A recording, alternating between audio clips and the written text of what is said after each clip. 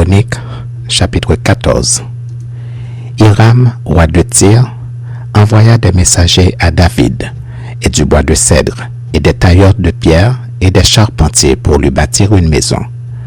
David reconnut que l'Éternel l'affirmissait comme roi d'Israël, et que son royaume était haut élevé à cause de son peuple d'Israël.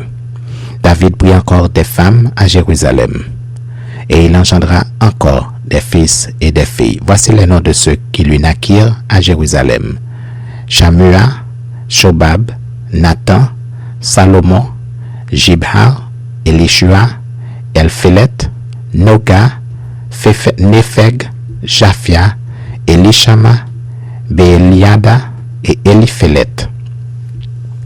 Les Philistins apprirent que David avait été oint pour roi sur tout Israël, et ils montèrent tous à sa recherche.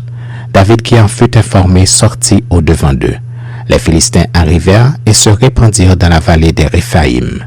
David consulta Dieu en disant: Monterai-je contre les Philistins et les livreras-tu entre mes mains?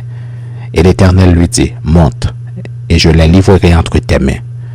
Ils montèrent à Baal-Pératsim, où David les battit, puis il dit: Dieu a dispersé mes ennemis par ma main, comme des eaux qui s'écoulent. C'est pourquoi l'on a donné à ce lieu le nom de Baal-Pératsim.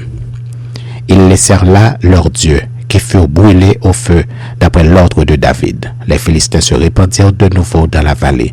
David consulta encore Dieu, et Dieu lui dit: Tu ne monteras pas après eux. Détourne-toi d'eux, et tu arriveras sur eux vis-à-vis des mûriers. Quand tu entendras un bruit de pas dans les cimes des mûriers, alors tu sortiras pour combattre, car c'est Dieu qui marche devant toi pour battre l'armée des Philistins. David fit ce que Dieu lui avait ordonné, et l'armée des Philistins fut battue depuis Gabaon jusqu'à Gézer.